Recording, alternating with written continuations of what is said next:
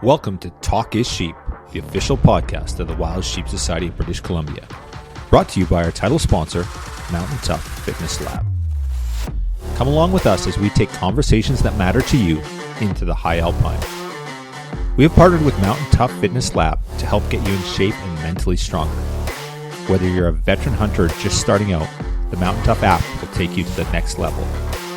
We personally train using the Mountain Tough programs, and we believe in it so much that we want to give you 6 weeks for free using code SHEEPBC. That's SHEEPBC. Check out Mountain Tough Fitness Lab. You won't be disappointed. Hello, everybody, and welcome to Talk is Sheep. This is Kyle Stelter. I'm your host, and it is Sheep Week. I'm sitting in Reno right now, and people are flying in. I'm running into people all day, every day in the hotel, and it's getting real. The Wild Sheep BC crew's on their way down here over the next few days, and we're going to be on the show floor, booth 561. Please stop by and say hello. We're doing a bunch of podcasts. I'll get into that in a minute. But this past week, I had the opportunity to travel down to Dallas for Dallas Safari Club's convention, and what a great event. Just amazing opportunity to get together with fellow conservationists, talk about hunting, talk about conservation, talk about the outdoors, talk about wildlife. On the Thursday evening, I attended the evening banquet, and the keynote speaker that evening was Catherine Semcer. And Catherine began to speak, and immediately I turned to my wife and I said, we need to get her on the podcast. So I managed to connect with Catherine that evening and had a quick chat with her, and she was more than happy to sit down with me during the show. And she does a bunch of work alongside supporting DSC, really involved with the great work they're doing there. And so she carved out time in her schedule, which I was really grateful for, because we all know what it's like when your own show is happening. It's utterly chaos just trying to keep up with all the commitments.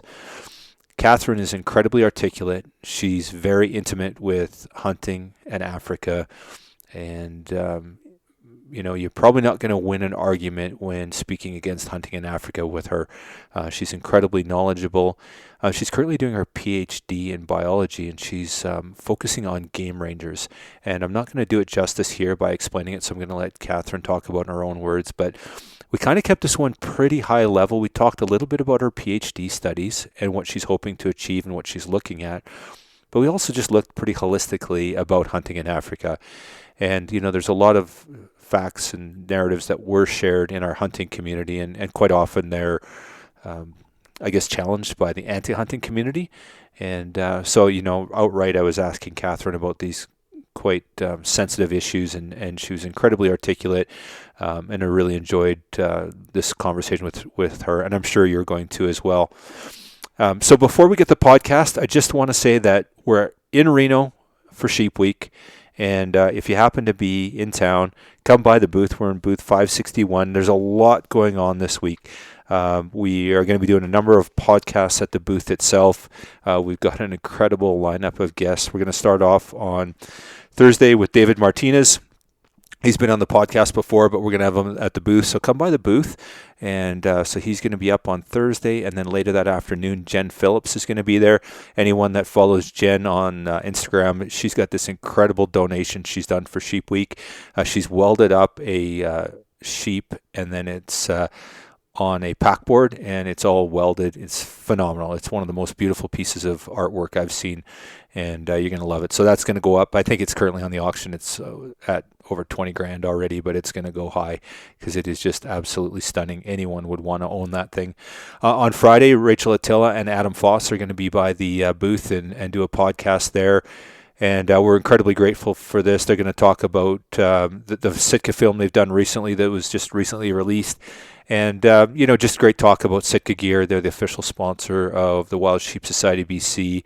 Talk about their ambassadorships, how they support Sitka, and a whole bunch of really cool stuff. So come by and say hi to Rachel and Adam. And then on Saturday, our podcast sponsor, our title sponsor is Mountain Tough. And we're going to have Dustin on from Mountain Tough. He's going to be talking a little bit about fitness, talk about the show, talk about the brand. They got a bunch of really cool promotions. I think it's on Saturday morning. They're doing a really cool workout. So if you go to Talk a Sheep, our channel, you can get info on that. And Colin was giving me a hard time, Colin Peterson. He's like, okay, let's go down and rep. Our CEO has to be there. And I would have loved to come and done the workout. Absolutely love Mountain Tough. I use it personally. And would have loved to attend, but unfortunately I got a conflict that morning. I've got another meeting. I have to help with the Life Member Breakfast. So Colin and Rebecca Peters are going to be there repping Wild Sheep BC. And then on Saturday afternoon, Frontiersman Gear is going to come by the booth. Mountain Tough, Dustin will be there at 1. And then at 2:30, Frontiersman Gear is going to come by. We're going to have Tanner and Jeff in the house and probably do a podcast with them as well. We got a giveaway. We're doing tons of giveaways. So we've got a bunch of promos. So we've got Wild Sheep Society BC branded Yeti Ramblers. We got the Yonder 1 liter water bottle, and we also have leather patch hats. And if you pair that with a membership, it's $70 US, which is below our cost. And you're going to get an opportunity to also win a cooler. We're going to do a cooler giveaway. So everyone that buys a membership or one item, at least, will get one entry into the Sheep Week promo. And the winner is going to walk away with a Yeti Hopper Flip 12. So the more you buy, the more you get. You buy one membership and one of those items I just mentioned, you get 2 entries. You just buy the membership, you get 1 entry. You buy any item in the store, you get 1 entry. And if you buy a Life membership, you get 5 entries, and the list goes up from there. And then on Saturday, we're going to draw that for the Yeti Hopper Flip. It's a $300 value, give or take. And Frontiersman Gear's kicked in a bunch of leather works. There's some really cool items that Tanner's come up with. He'll bring them by the booth. There's a sling, and I think it's a leather license carrier. So really cool promos that we're doing there. But come by and say hi. Booth 561. We've got 2 of our films that are going to be shown. We had the opportunity to work with the Wild Sheep Foundation, Women Hunt, and Women Shaping Conservation, put together a film called Beyond Bonds. And our very own Rebecca Peters is in it with Renee Thornton, and it's just a fantastic film. You're going to love it, and it's going to be debuting at 12:30 on Saturday in the Full Curl Cinema, and then we're going to roll into transmission at 3 p.m. on Saturday, and that's the Wild Sheep Society BC film that was produced a few years back. So lots going on at Sheep Week. We'd love to see you. Come by the booth, say hi. I'm going to be there a ton. Hey, on Friday night, I'm going to be the MC on Legacy Night for the banquet. So if you're at the banquet, come by, say hello. I'll give you a shout out from the stage, and we'd love to see you there. So just a fantastic week for Wild Sheep Conservation. But without further ado, I just want to welcome Catherine Semcer to the podcast. And ladies and gentlemen, you're going to enjoy this. Oh, we're going to have her back. We just scratched the surface. She's so knowledgeable, so articulate, and so her resume is so full. She's done so much in her time, and she continues to do so much. So enjoy this chat with Catherine Semcer. This episode is sponsored by our conservation partner, Gunworks. Thank you, Sitka Gear and Gunworks, for investing in healthy wildlife and sustainable ecosystems. Well, good afternoon, Catherine. It's great to connect with you, and welcome to our Talk of Sheep podcast. Thank you, Kyle. It's a pleasure to be here. Yeah, awesome. So we're at the Dallas Safari Clubs, and just actually, is it DSC now or is it Dallas Safari Club? It's both. Okay, so either one's acceptable. So we're at their convention here in Dallas, and I had the opportunity. I was at the banquet on Thursday night, and there was a fantastic video, and you got up and spoke, and I'm like, oh my goodness, we need to connect. And I'm obviously familiar with the great work you've done in the past and continue to do, but seeing you in the first hand, I was like, I tapped my wife on the shoulder. I'm like, okay, we got to track Catherine down. If I do nothing this weekend, we have to chat with Catherine. So anyway, it's great to connect. So I guess for our listeners, Catherine, let's start off a little bit with your background and sort of, you know, your resume is long and distinguished, and I would butcher it. So I'm going to let you sort of talk to that. Yeah, sure. So I started my career in the New York City office of McKinsey & Company, which is a large consulting firm. And I was one of the first people who was part of what's now their sustainability practice. And we were really advising Fortune 500 companies on how to make their their work more environmentally friendly. And that's back in the 1990s, so that's kind of going back into ancient history. And after spending a few years there, I moved to Washington, D.C., where I worked for a large, well-known NGO. And shortly after I arrived, the terrorist attacks of September 11th, 2001 happened. And I was immediately pivoted into being their primary liaison with the U.S. Department of Defense, who, knowing that they were going to be going to war, were dealing with a lot of conservation and environmental challenges on their training ranges that they needed to resolve in order to have the kinds of training opportunities that would increase the survivability of our war fighters. And to this day, that's some of the most rewarding work, that I've ever done. After spending about 13 years doing that, I went into private practice and worked with a group of veterans who were doing train, advise, assist missions with African anti-poaching units. After a few years of doing the consulting work, I moved into the think tank world, where I worked for the Property and Environment Research Center, which is an organization based in Bozeman, Montana, that looks at how markets might be able to solve some of the environmental challenges that we face. So almost going full circle back to the McKinsey days, with that. And recently I've decided to pursue my academic career a little bit more fully, and I'm enrolled in a PhD program at the University of Oxford, pursuing my PhD in biology. I'm also serving as an advisor to the Game Rangers Association of Africa, in addition to doing some work with Dallas Safari Club.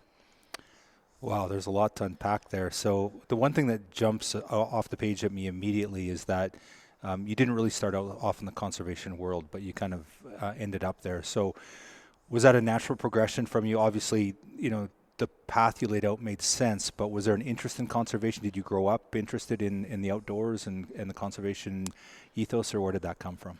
I definitely did grow up interested in the outdoors, did a lot of hiking growing up. Our family would go fishing up in New Hampshire, in the summertime. I didn't start hunting until I was about 30 years old and taught myself how to hunt. And that was really out of concern for where my food was coming from. And I've been an avid hunter ever since. But my interest in conservation, it doesn't just come from my love of the outdoors. I see conservation as being bigger than that. We all depend on the natural world. Whether you're a Fortune 500 company or a farmer, you depend on a healthy environment for your livelihood. And I think that's something people are realizing more and more, that we're connected to this planet, we're of this planet, and we have to keep it healthy, or else we're going to run into a range of challenges that, go way beyond species declines and include things like water degradation, migrations.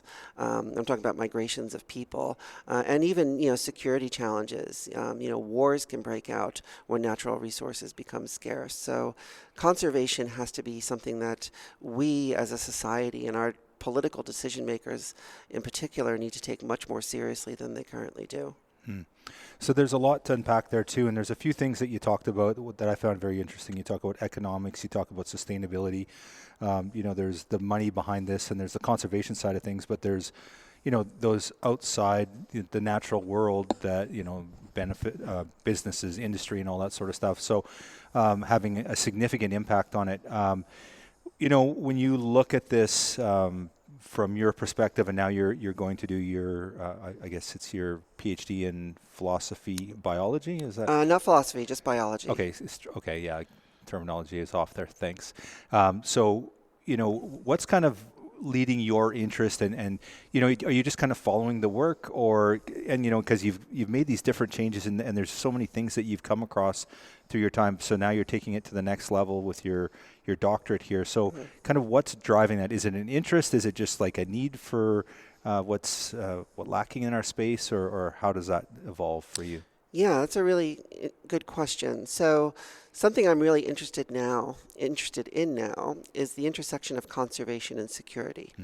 And that's led me to work with the Game Rangers, and my PhD, even though it's in biology, is not a traditional biology degree. It's almost more of a human dimensions study.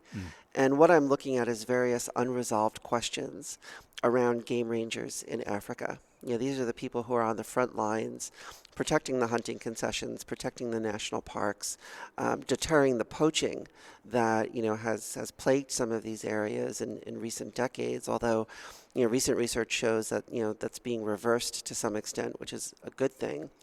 But the game rangers, have become increasingly militarized in many areas, and in some places that's obviously justified. A place like Virunga National Park, where the rangers are facing an armed insurgency. What I've seen in my travels is that sometimes you have ranger units that look, as I like to say, tactical, but it's a little bit of an overkill, because the threat matrix they're facing just doesn't justify that level of armament. And so what I'm wondering is, how does that impact conservation? How do local people feel when they see this heavily armed ranger force, rolling through their village? Do they see it as something that gives them security? Or is it something that's a little bit off-putting and it feels like conservation's being done to them as opposed to done with them? And so my thesis will explore a lot of those types of questions. In addition to, how does the law intersect with ranger forces, particularly in conflict zones? Because, they're not soldiers, they're not mercenaries. Sometimes they're not even recognized as law enforcement, and yet they are armed actors in these conflicts. And how do things like the Geneva Convention apply to ranger forces in those types of circumstances? And that's important to understand for, making sure we have systems of accountability in place for when things go sideways. So the ranger forces, just from an understanding perspective, are they quite often private? Are they state run? Who's driving that aspect of it? That's a really good question, and it's a complicated landscape. So you'll have state-based ranger forces, but sometimes those ranger forces might be backed up by a conservation NGO who's providing everything from training to salaries. But what's more prevalent on the landscape is the private forces, the ones that we see in the hunting concessions, the ones that we see in the phototourism areas. And then, of course, you've got NGOs like African Parks, which take over the management of public national parks in African countries to try to turn them around if they're struggling. But they've got their own ranger units that are then patrolling those public lands. Okay. So let's just move up one level higher and look at it holistically as opposed to just the ranger specifically. So when we talk about hunting and conservation in Africa, I've never had the privilege to travel to Africa, and I assume you've spent a lot of time on the ground over there. Is that correct? Fair bit, yeah. So more than most. Cool. So in your experience, do you find that there's we're always told in North America, and I share this narrative all the time, that there's generally widespread support from the communities that, if wildlife has value, it brings value to their community, it feeds their families, it helps protect the citizens in their communities. So is that generally the consensus, is that hunting is accepted and it's seen as a positive for not the outfitting industry, but specifically for the inhabitants in the community, some that may work there, but maybe some that aren't? So based on the evidence that I've seen in the literature, it can really vary. And a lot really depends on how the operator is engaging with the community. More often than not, they do see it as a positive. And in fact, I was just in Zimbabwe on behalf of Dallas Safari Club back in September. And one of the things we did was shadow an elephant hunt from the time that the elephant went down to the time that the meat was distributed to the community. And from the butchering of the animal to the meat going into the baskets brought by the women, it was a moving experience for me because I've never seen something like that, even with all my travels. And I've never felt a place where the air was alive with joy. And that's what I was feeling in that village, because we take, getting a piece of meat for granted. If we can't hunt it, we can go to the grocery store. It's relatively affordable. Whether it's hot dogs or ribeye, you can find some type of protein. For people living in these rural, remote areas of Africa, they don't have that luxury. And I don't think a lot of people here in the global north understand that. Moreover, hunting is dangerous. in a place like Africa. You can be charged by an elephant. You can be charged by a Cape buffalo. There's black mambas. So, to the people who say, like, well, why don't the people just hunt it themselves? Part of what the hunting industry is doing is not just supplying these people with a reliable food source. They're removing some of the risk in acquiring that food. They're also freeing people up to do other things. Hours that you don't have to spend hunting are hours that you can spend fixing your home, maybe, taking your children to school, tilling your fields. For us, hunting is a lifestyle. It's a hobby. It's something that we choose to do. For people living in that part of the world, if the hunting industry wasn't there, hunting would be a chore. It would be something that they had to do for survival.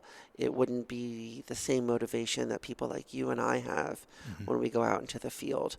And so that's something I really hope more and more people in the global north appreciate, that there are differences there, and life is a lot harder in places like the lower Zambezi Valley of Zimbabwe than it is here in Dallas. When we talk about the monetization aspect of it, so we look at, and somebody books an elephant hunt here at the convention or one of the other conventions, and they pay $140,000. Obviously, there's going to be a booking fee. Somebody's going to get a booking fee somewhere along the way, and that probably stays in North America in some cases, maybe not always. And then it goes, that money trail is going to obviously lead to where that resource is. Does the money benefit the communities as much as we think it does? That's kind of the narrative. It's like, well, if that money finds its way to the outfitter, and then they employ guides and they employ trackers, and quite often they'll obviously provide meat, but also invest in schools and a whole bunch of other resources. Is that pretty as widespread as we like to believe it is, or is it sort of a mixed bag depending on where you're at? Well, it's certainly much more widespread than the opponents of hunting would paint the picture. What we hear all the time from the opposition is that phototourism contributes X percent more to GDP than hunting does. And that's really the wrong scale to look at things. GDP is not as relevant when it comes to conserving wildlife as is household incomes. And if we look at household incomes, hunting has a tremendous impact on improving them. And I'll tell you a story in a second. But the reason GDP is not a good reflection of impact on wildlife conservation is that the nation is not living with dangerous animals like lions, elephant, Cape buffalo. The nation is not having their fields destroyed by these animals. The people who live alongside them are the ones who are facing those risks and those threats. And so improving the lives of the people who we are asking to live alongside dangerous game is absolutely essential. And we do know that those lives are improving. When I was in Zimbabwe, I had the great opportunity to visit with this one family of a tracker for one of the safari companies. And what he's been doing, because these people who work for the safari companies are away from home for long periods of time. So he sends his money back to his wife, and she manages the money. Well, they've now bought a truck, which is being used to bring construction supplies into the lower Zambezi Valley. Well, that truck has a driver who this tracker employs, and that driver employs other people to help load the truck, so on and so forth. They've also now bought a second truck, so that business is growing.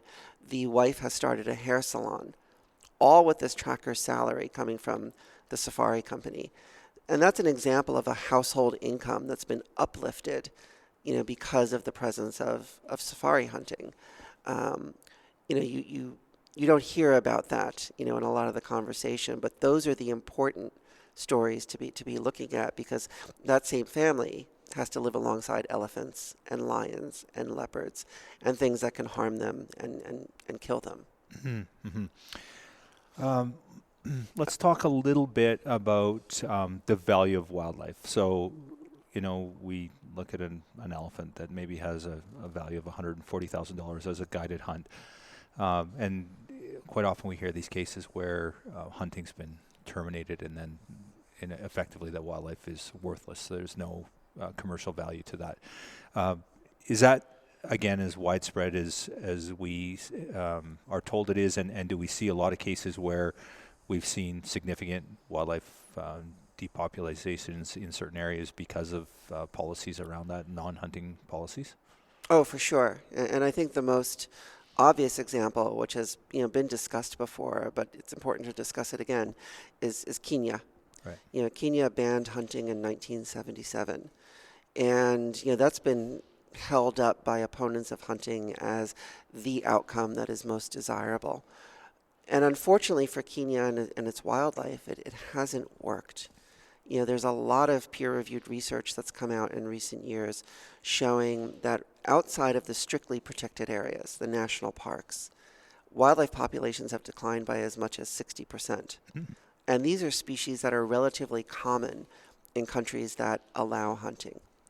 To kind of dovetail off of this, there was just a study published in Science, one of the Science journal publications. There's a journal called Science.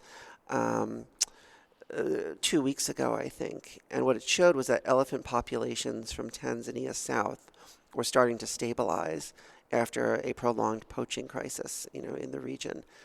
Well, why are they starting to stabilize?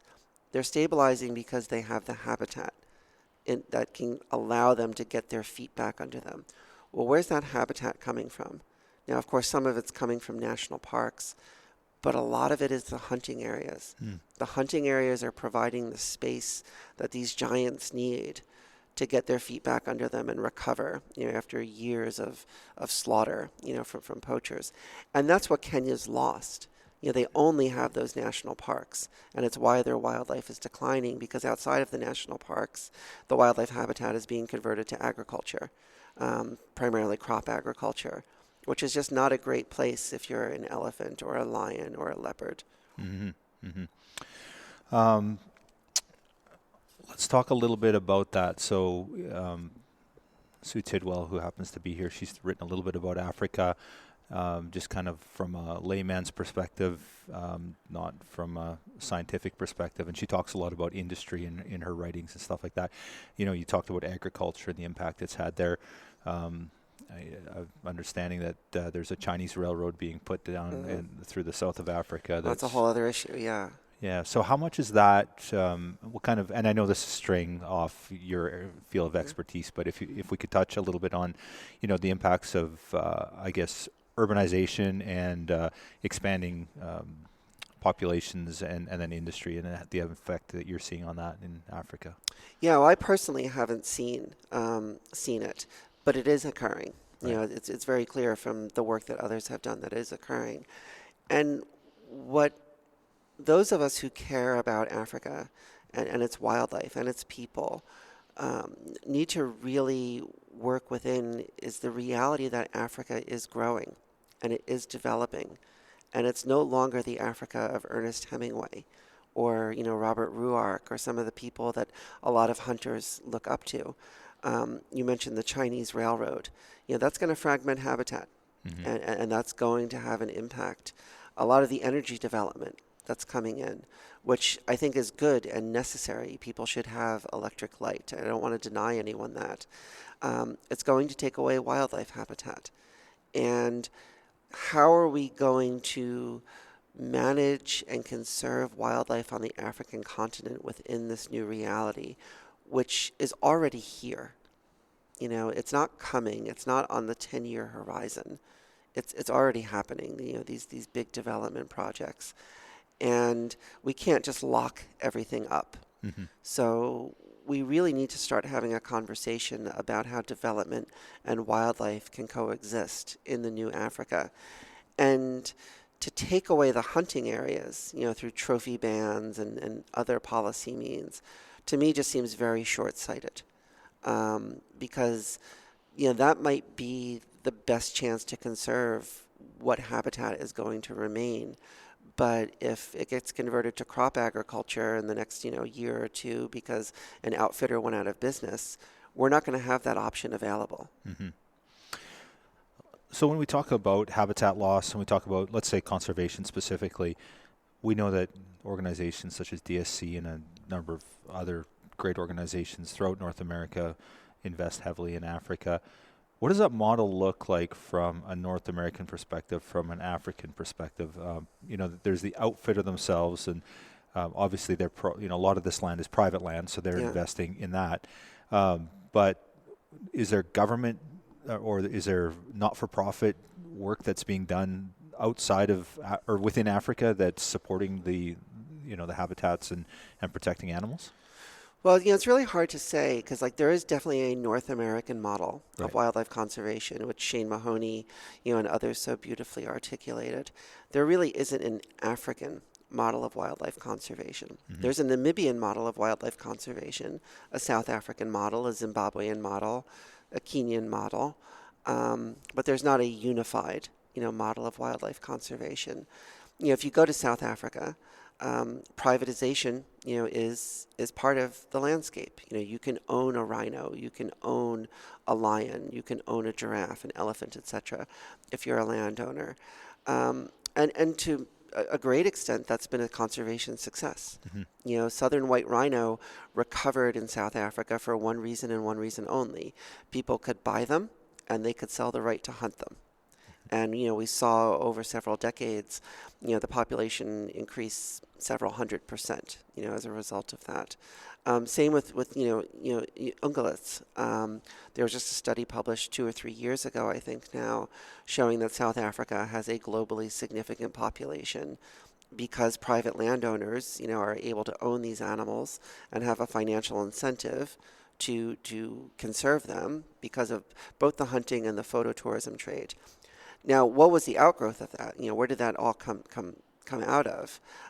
South Africa was facing a horrible drought decades ago, and cattle ranches were going out of business, and landowners needed another means to sustain their land, something that they could sell. And so the government of South Africa allowed for the private ownership of wildlife, and it's been successful. You go to a place like Zimbabwe, just over the border, it's a very different model. The government owns wildlife, by and large, in that country. And the land is either government land or communal land. And if you're a hunting operator, and I'm simplifying things a little bit, but this is the general gist of it. If you're a hunting operator and you get the rights to hunt an area, be it government or communal, the Zimbabwean Parks and Wildlife Management Authority then issues you a quota for each species. So you can harvest so many, elephant, you can harvest so many leopard, and you have to operate, within that quota. And, so there's a lot of variation, across Africa. Some things are much more similar to the North American model, and places like South Africa, obviously have some divergence from the North American model. And I think that's a good thing because, each of these places is a laboratory where we can see what works and what doesn't, and under what conditions does something work or doesn't it work. Because there is no one-size-fits-all approach to wildlife conservation. You really have to take it on a site-by-site basis. Who's leading the charge in that? Who's sort of the gold standard for conservation? Just numerically, like the proofs in the pudding. There's more wildlife in the landscape than anywhere else. Who's kind of the leader out there, from what you believe? Yeah, well, that's a hard question to answer. Again, South Africa has done some wonderful things, I think, for wildlife. At the operator level, at the risk of plugging someone, because he is a friend, in Mozambique, there's a gentleman named Mark Haldane. He runs a company called Zambezi Delta Safaris. And, Mark took over a place called Katata 11 back in 1994. And it's a massive area. Just absolutely, extensive wilderness. You have to fly in to get there. But Mozambique, had decades of civil war that it went through. And during that period, most of the game was completely shot out. And when Mark took over Katata 11 in 1994, that was the condition he found it in.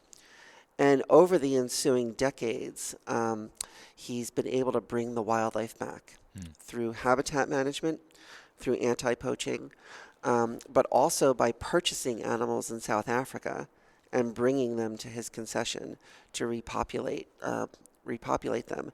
He did a phenomenal, well-known project with the Cabela Family Foundation and Ivan Carter, where they purchased 24 lions in South Africa and brought them back to to his concession. And those lions will never be hunted.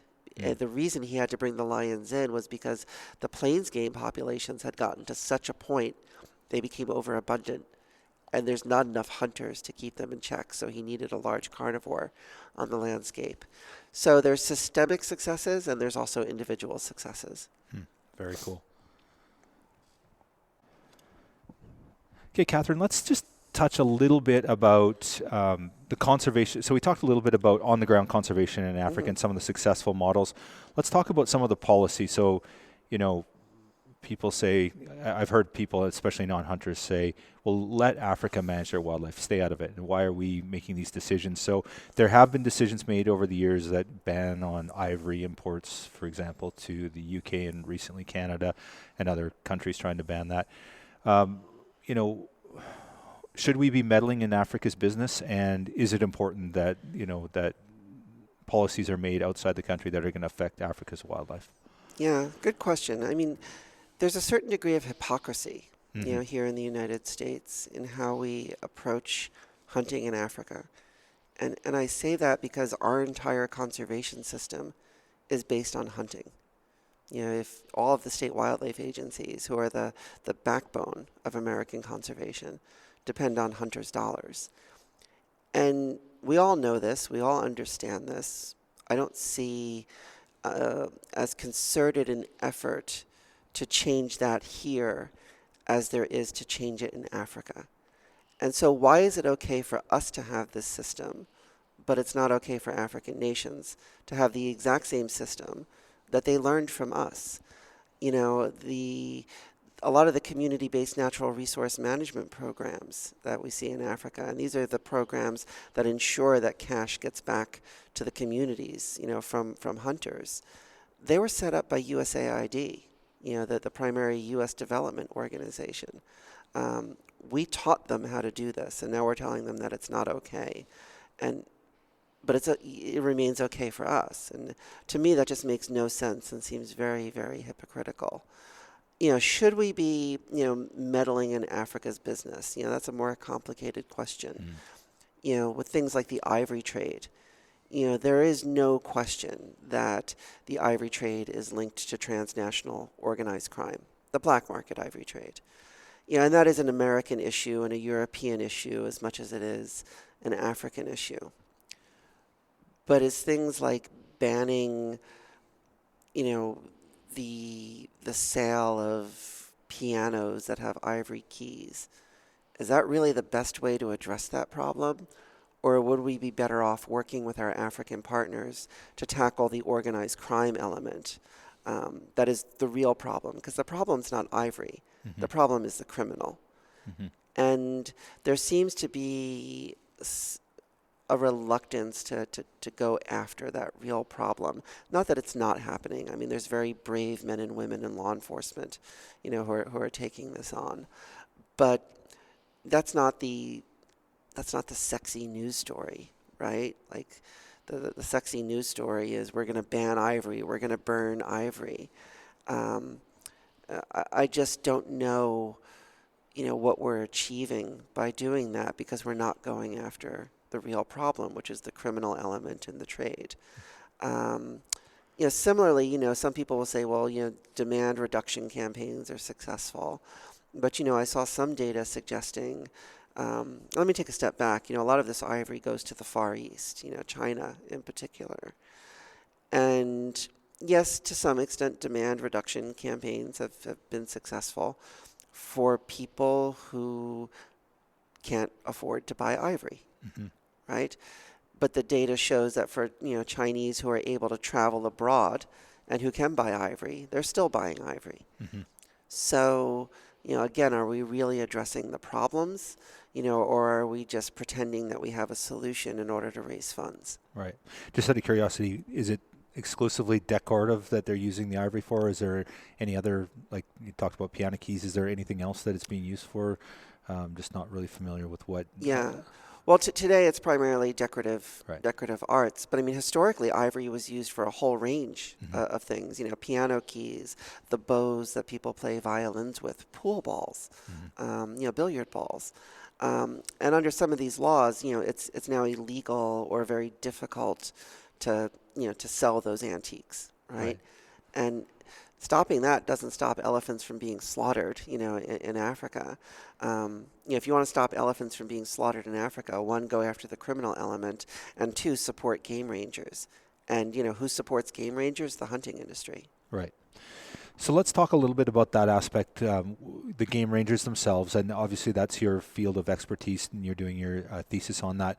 So is enforcement the key? So you talked about, reducing the demand for it. Okay, that's one aspect of it. But can we deal with it on that, dealing with the criminal side of things? And what's the easiest way to stop this illegal trade of everything, as opposed to just shutting down hunting? But if we want to take the illegal aspect out of it, how do we do that? Yeah. Easy question, right? Well, it's not the job of, an African game ranger to take on transnational organized criminal organizations. Right. That's a much higher level, involving, police forces, the intelligence community, et cetera. But where game rangers, play a really valuable role is in stopping the supply, right? And how do you do that? And you do that by getting the community on side, so that they're informing you when they see poachers in the area, right? Because they have a financial stake in making sure that those elephants aren't poached. The game rangers are really almost the liaisons in many ways between, the operators and the people who are living with these animals on a day-to-day basis. And, they're the ones who can get people really on side to stop poaching. Now, of course, they have to be trained, to do that, but that takes resources. And if you stop hunting, you're going to take away some of those resources. Where a lot of these resources coming from is, do organizations like DSC and other conservation organizations provide funding for it, or is that private funding, government funding? Where's the predominant? Oh, it's a combination, and DSC has been, great at supporting game rangers in parts of Africa. My friend Mark's unit that I mentioned in Mozambique, they get tremendous support from DSC. The Luwiri Conservancy in Mozambique gets support from DSC. Where I was in the Lower Zambezi Valley in September, there's a unit there called the Dande Anti-Poaching Unit, or DAPU, and they're very sophisticated, also supported by DSC. So some of it is coming from the hunting NGOs. The non-hunting NGOs, also invest considerable resources. I don't want to leave them out of this conversation. Organizations like the Wildlife Conservation Society, aka the Bronx Zoo, are investing massive amounts of resources into supporting game rangers. So is the World Wildlife Fund. And neither of those organizations is anti-hunting. They're just not a hunting-based organization. And then, of course, there is government funds that come into it. The United States, in particular, provides a lot of funding for anti-poaching work in Africa. So you talked about some of these success stories, your friend Mark in Mozambique, DAPU. Are they seeing significant differences? Are they seeing increased in populations, decrease in poaching through their efforts? It's pretty significant. Yeah, I mean, if you look at, Mark's place in Mozambique, elephants have come back. Well, why? Because, they had the breathing room to do that, because the anti-poaching unit is securing that perimeter, getting the community on side. If poachers do come into the area, they'll get a report and they can field a rapid reaction force either on motorcycles or with a helicopter to interdict. In the Lower Zambezi Valley with DAPU, I mean, they've seen elephant poaching decline to, what I would call incidental levels. I mean, you're always going to have some poaching. You're never going to get everyone. The question is, what's the level? Right. And when they took over that concession and when DAPU launched, poaching was out of control. Now it happens from time to time. And that's really the best that we can hope for. And, elephants will do okay, under those conditions, because humans have always hunted elephants. There's always been some offtake. Right. What's the waterbed effect when you take and you lock down these, Mozambique's doing a great job and these other areas, but then, Kenya, who no longer has, any hunting. So does it just move, is there transference, or is there actually a decrease overall in poaching? Yeah, you'll definitely see, poachers move around. Right. I shouldn't say the poachers move around, the networks move around. Right. The poacher's not the bad guy. Right. And I know that's a controversial thing to say. Your average poacher is somebody who's economically struggling, just wants to, get some money to help their family. And they're recruited by these larger criminal organizations who say, okay, if you go out there, and shoot this animal and bring back the tusks or bring back the horn, I'll pay you this money. So, whenever there's whenever it becomes too difficult, to succeed in doing that, the networks will move around. Because again, this is transnational organized crime. They're not just working in one place; they're working across entire landscapes. So when we look at like sort of at the landscape level, at the poacher level, for instance, the individual that's out there doing the dirty work as opposed to the organized crime aspect of it, do a lot of them happen in local communities? So will they be somebody locally will go out and, poach an animal, or do they tend to be a bit more nuanced than that, and they'll, travel around and they kind of, like, it's a living that some people are doing and they're just finding work where they can find it? It can be both. Right. It really depends. Right. But it can be both. I mean, sometimes it's somebody from the local community, but sometimes it's somebody from another country. Right. Who is brought in for that specific purpose. And that's where getting the local community on side is so critical, because they're the ones who are going to notice you're not from here. Right. Right? Why are you here? Yeah. Are you driving around at night with your lights on and there's gun sounds coming? Yeah, or even you. stopping at the petrol station. Right. And they're going to report that back to the ranger unit. Hey, we saw some strangers. Because, you're not talking about places that are well traveled. I mean, these hunting areas in particular, the national parks are a little different, but the hunting areas in particular are very, very remote. When I was in the lower Zambezi in September, they were all staring at me. Right. Which made me uncomfortable, and I asked why. And they said, well, they've never seen a white woman before. Oh, wow.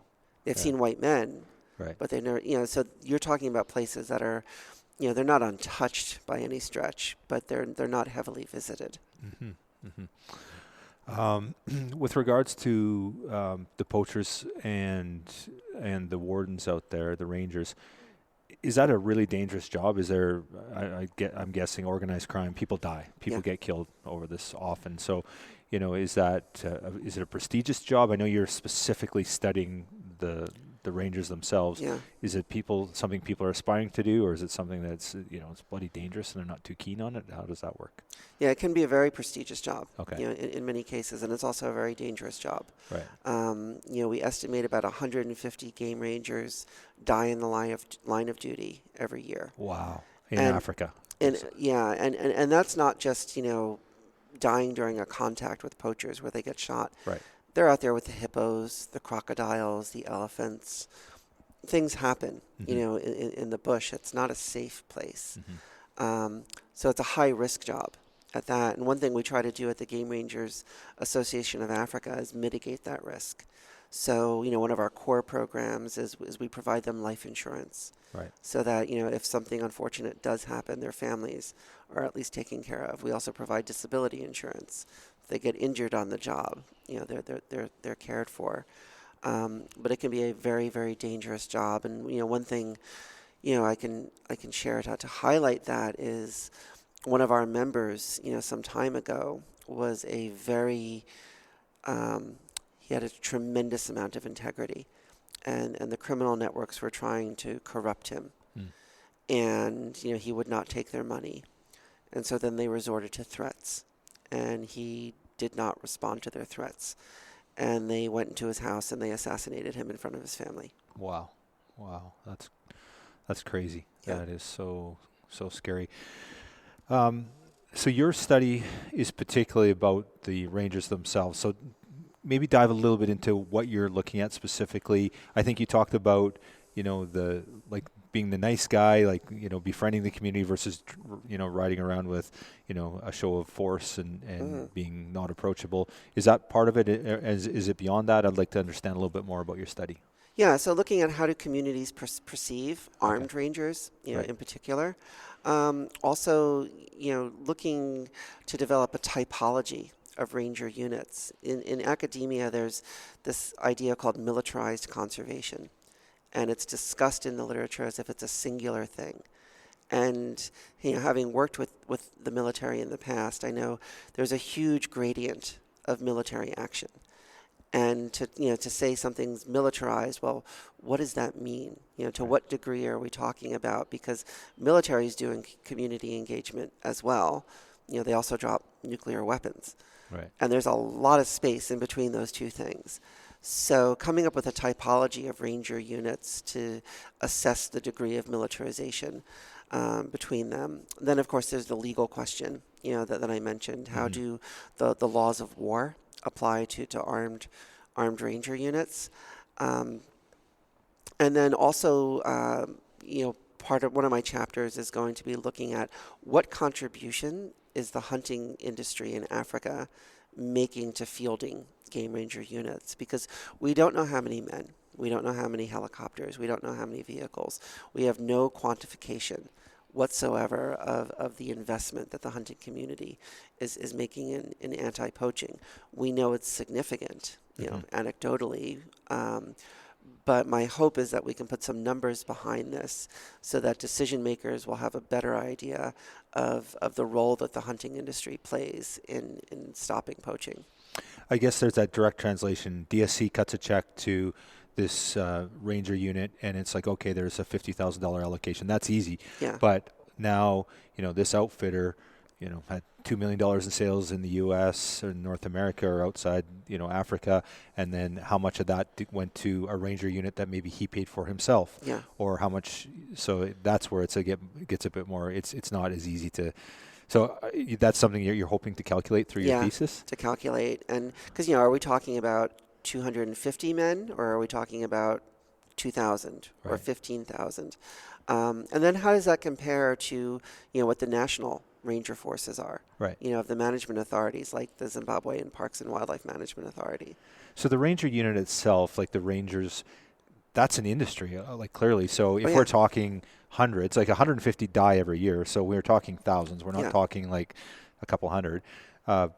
Do you have any idea of what those numbers are throughout Africa, the rangers? Are we, and I know, so this is early days. This is early days, yeah. I mean, I'm about 1.5 years into my research, and I'm just starting to collect data. Right. Because, you spend that first year figuring out what you want to do, and then reading the literature that's already been written. Right. And then you go out and you collect your data. So it actually seems like your thesis this is really interesting, but it seems like this is a huge undertaking. And so with the PhD, is it like, obviously it's to a higher level and there's a lot more than going to a master's per se, but is it also broader or is it more focused? Because this seems like there's a lot of content to try and collate all of that in one study. Yeah, so it's not going to be one study. Okay. It's going to be multiple studies on these different topics. Right. Yeah, very cool. Okay, let's talk a little bit about the industry itself. So we talked about the ranger industry, and it's probably not the right terminology. But Profession, there we go. But if we look at like the organized crime aspect of it, any idea what kind of numbers we deal with? And I know there's been studies done on this, but are we talking several million, billions of dollars? Does anyone really know, like, the illegal trade of wildlife, of what kind of numbers we deal with? It's the third largest illicit trade in the world. Is that right, After people and weapons. Wow, that's incredible. So, like, roughly, what have you heard as a number? Like, it's obviously billions. If that's the case. There's no good numbers. I mean, it's a black market, so it's hard to quantify. Right. But, one thing I would stress is when we talk about the illegal wildlife trade, it's not just rhino horn and elephants. That was my next question. It's reptiles, it's birds, it's, pangolin scales. It's a very broad trade. Right. And, one thing that we have to be very conscious of is it's also a very dangerous trade because animals carry diseases. And oftentimes those diseases, like Ebola, can kill people. Now, thankfully, Ebola is not airborne. You have to work hard to catch it. But one day there's going to be that disease that an animal is carrying that is airborne and that is easily transmissible and that is deadly to people. And it's going to be on a lemur or a civet that's being smuggled somewhere. And a lot of people are going to come into contact with it along that rat line. And then those people are going to come into contact with people, and then we have our next pandemic on our hands. Mm-hmm. Yeah, interesting. And I guess too, the interesting thing is you talked about the illegal trade, and it's not exclusively rhinos or elephants. There's stuff going on in North America too, bears, gallbladders, and Yeah, I'm sure there's a whole bunch of other things that I don't even think about. But it's not. We're not immune to it here either. yeah. So, yeah, No, and it always frustrates me, when I see poaching cases here in the U.S. And I guess it kind of gets back to that hypocrisy. Um, oftentimes you'll hear, people, often more towards the animal rights side of things, say like, yeah, "Well, just kill the poachers." right, Well, they would never say that about somebody here, yeah, right? And I'm not saying that they should. I don't think that they should. yeah, But there is this sort of different perception, because as you're saying, we have poaching here, and I would, make the, I believe, we could actually have harsher penalties for involvement in poaching, because, I look at some of these cases and I see like, well, their hunting privileges were suspended for 3 years. Well, why aren't their hunting privileges just suspended? mm-hmm. Like if it wasn't accidental, if it was intentional, if they were involved in a criminal organization and it was commercial, it wasn't just somebody who maybe was hungry and had to shoot a deer out of season or something. Why would you ever let them hunt again legally, right? Mm-hmm. To me, that doesn't make sense. Mm-hmm. Yeah. On a global scale, so let's talk a little bit about, you talked about the organized crime aspect, and I know that you have done some work involved with IUCN and SULI. Yeah. Let's talk a little bit about what those two organizations are.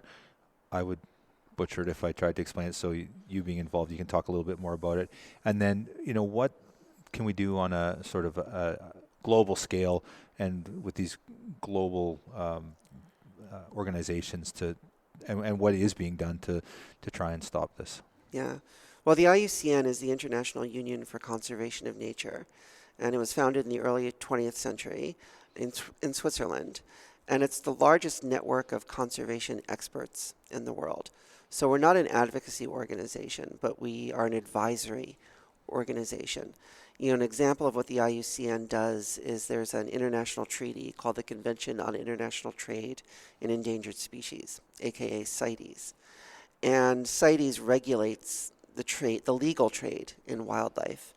And every couple years, the parties to this treaty, which include the United States and Canada, meet to discuss, well, how should different species be regulated, for the purposes of trade. We publish a booklet with, advice on, whether something should be more restricted, less restricted, not restricted at all. And that advice is drawn from people who are actually experts in those species. It is like the preeminent hippopotamus experts will make a recommendation about hippopotamus or whale or whatever songbird. So that's the type of work we do. Now, the SULI is the Sustainable Use and Livelihoods Specialist Group. I'm a member of the SULI, and we look at issues around how are people using wildlife, including through hunting, be it the trophy hunting that is kind of characteristic of the African model, or the type of hunting that we have in North America, where people, are more doing it on a subsistence basis. Not that we don't have trophy hunting, but the majority of hunters are just looking to put meat in the freezer, and if they get some nice horns on the wall, that's a bonus. We study the human dimensions more around that type of use, but also the ecological dimensions as well. How is use impacting, a particular species? So something like the illegal trade of ivory, for example, or rhino horn. Obviously, countries have taken certain perspectives on that. Does IUCN and SULI take a position on it? Do they have any input on that? And is there a role for them in sort of trying to manage this illegal aspect of it? Yeah, well, we don't have a role in managing the illegal aspect of it. We're not a law enforcement organization. We do support the sustainable use of wildlife. How that's to be carried out, that's really for governments to decide. We don't take political and policy positions on things. What we can do is advise decision makers of the potential consequences of their actions. Right. So you would never say, if you guys ban the, the harvesting of elephant, this trade's going to go away, or that's not. It's more of a policy, and you guys wouldn't take a position that, or Suli or IUCN wouldn't take a position like that. Yeah, I mean, like what we'll tell you is if you ban trophy imports, here's probably what's going to happen to the animals that you think you're saving. Right. But we're not going to tell you you should do this or you shouldn't do that. Right. We're just going to tell you the consequences of your actions. Right. So when we look at conservation in Africa and sort of the current state of affairs and some of the countries that are successful in managing wildlife, some of those that have failed, where do you see us going from here? Where do we see, are there things in your mind? Do we improve our support for hunting and conservation programs? Do we increase enforcement? And I know it's early days for your thesis, so I'm not going to ask you to even, but just on a sort of a holistic level. So what are the things that you see from your involvement in Africa that we can do to support healthy ecosystems and wildlife in their countries? Yeah.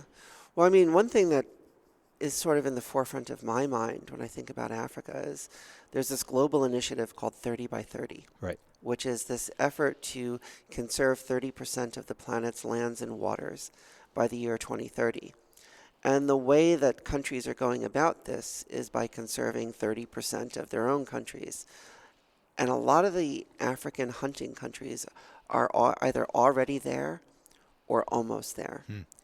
And so what I think, North America could learn from Africa is like, well, why is that?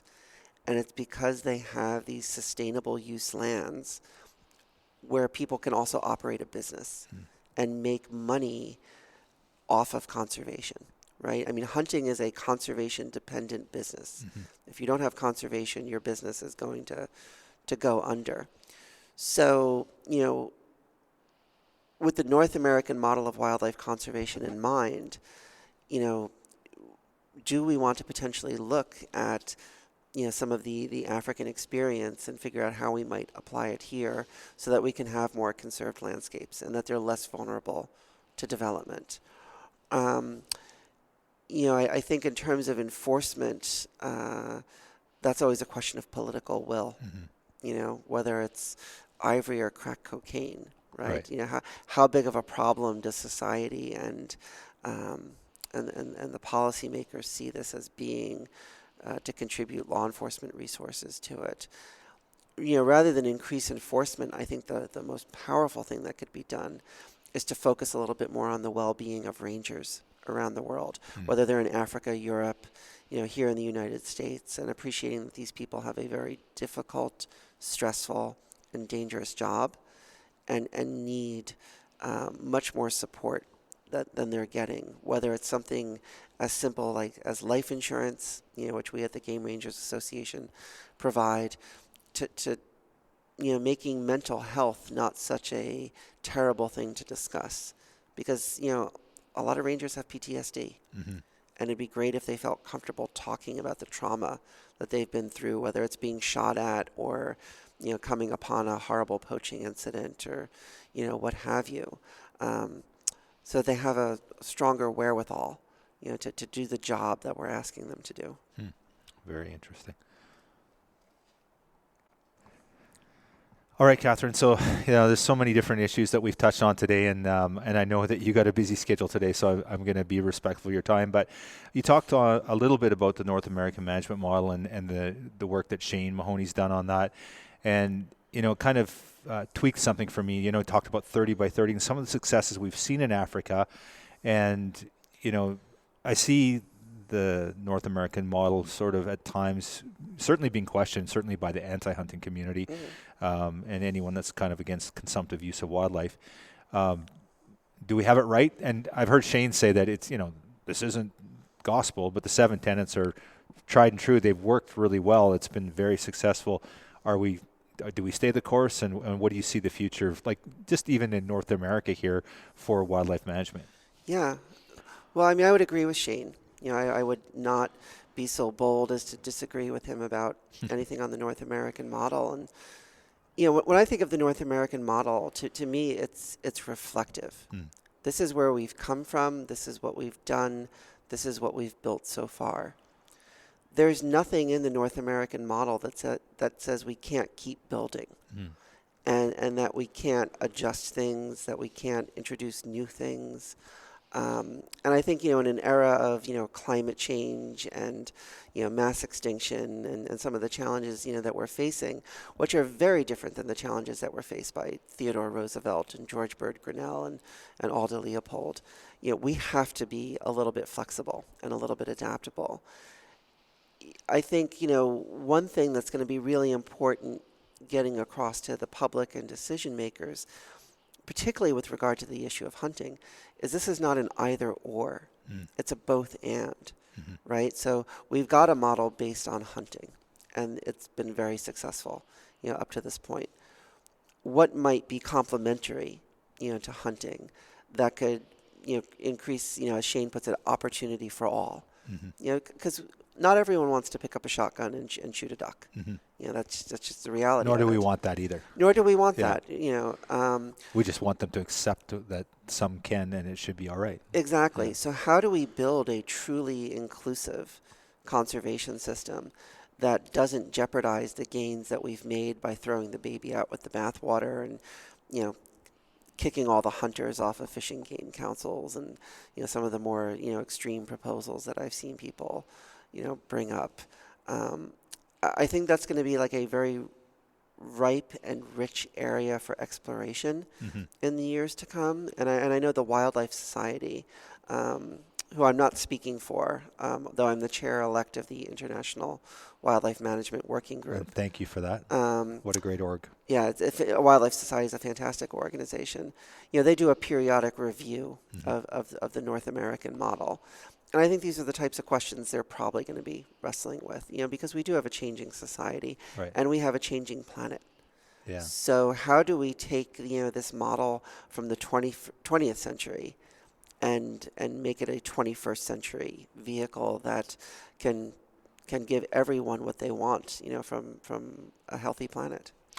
So I'm all for being progressive and being adaptive and looking at new and better ways to do things. The one thing that I struggle with is quite often, one of the core tenets of the wildlife management model for North America is science-based wildlife management. Yeah. And that, certainly in British Columbia and Canada, is sort of being questioned all the time. It's like, no, we should base it on social values, on social license, and that should be the driving factor, almost disregarding the science aspect of it whatsoever. Now, that's probably to an extreme, but in your opinion, do we have to shift and be more social? Do we have to be more cognizant and more inclusive? It's easy for us as hunters to say, well, there's this many animals there and it can sustain this, or we should do that, and we can see increase in populations. Do we need to be considering the social license? Is it okay to kill grizzly bears because we want to, or is it only okay when we need to?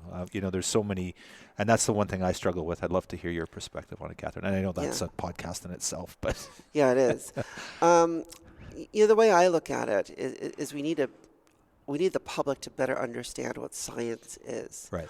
Most of the public and a lot of policymakers think that there's this thing called science, and it's sitting there on a shelf. Right. And when we have a question, we walk over and we take the science off the shelf and we open it up and see what the science says. And that's not what science is.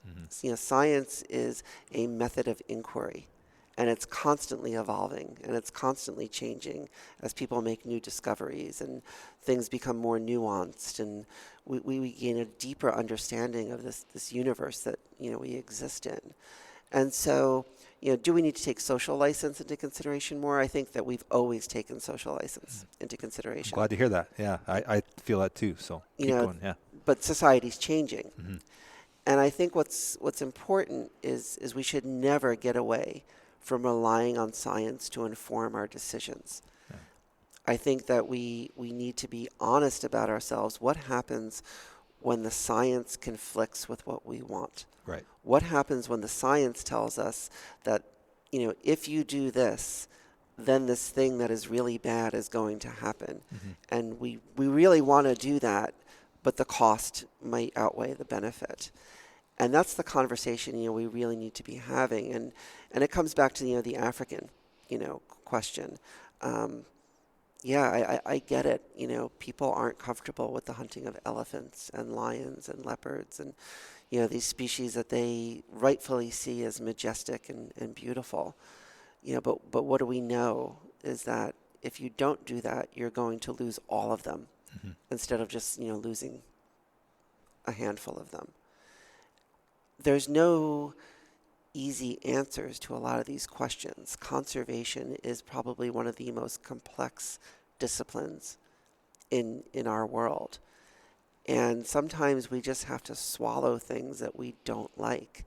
And that's for both the non-hunters and the hunters. Yeah, sometimes it doesn't work in our favor. Sometimes it doesn't work in our favor. I mean, Yeah. we might be jeopardizing our own, sport by something that we really, really want, but it's just not thinking long-term enough to ensure that, what we have persists.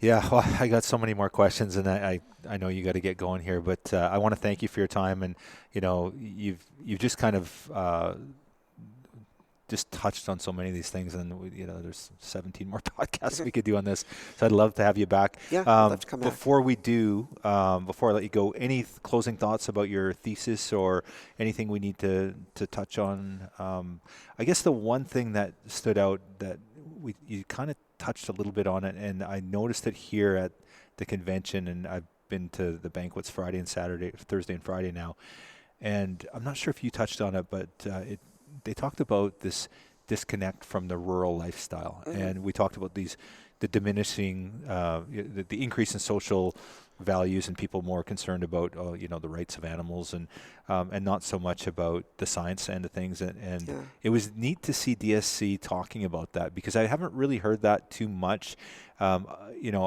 I've heard it from other people, but from an organizational perspective, they're actively talking about this disconnect with the rural aspect. And, you grow up on a farm or in a rural community, you're connected to wildlife. You see it. You see the consequences of too many animals and of one species and what happens, disease or predation or whatever the case may be. Yeah. And that's a huge issue, I think, as well. And it was really cool to see that they were talking about that here during the main show. I thought that was super cool. No, I agree. I mean, the social contract that used to exist between city and country has been broken here in North America. I always used to, sit back because, given our recent politics, you've got people saying, well, those city people should go out to Kansas or North Dakota and see how people are living. And I totally agree. Yeah. I would also say that the people in Kansas and North Dakota should go to New York City and see how those people are living. We need a greater dialogue, between city and country. If we don't, it's not just going to tear us apart politically, it's going to tear us apart ecologically, because we just won't have the understanding that we need to get the work done, the conservation work done that we need to get done. Now, how do we restore that social contract? How do we restore that understanding? Personally, I don't have any good answers to that. That's not something I've had the luxury of time to spend a lot of time thinking about. But one thing that I think, could help do it is the food system. It's the most obvious thing. And, I live in an urban area when I'm here in North America. I live in the Washington, D.C. area. Right. I hunt. Nobody around me hunts. Right. I'm probably the only gun owner on the block. But I bring people over for wild game dinners. And I've seen their understanding of things change, right? So for those of us who are still abiding by that social contract between city and country, we can play a key role in helping our neighbors understand, how the world actually works, and that we're not in this alone. In fact, we're all in it together. And if we're going to have a healthy, livable planet, we have to start approaching it that way. And we have to start approaching ourselves as neighbors, whether we live in a high-rise or on a farm. We're all in this together, and we better start pulling together, or else all of us are going to lose everything that we care about.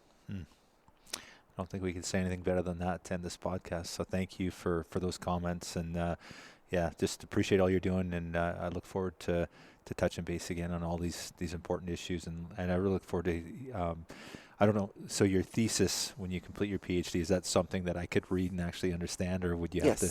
Okay, cool.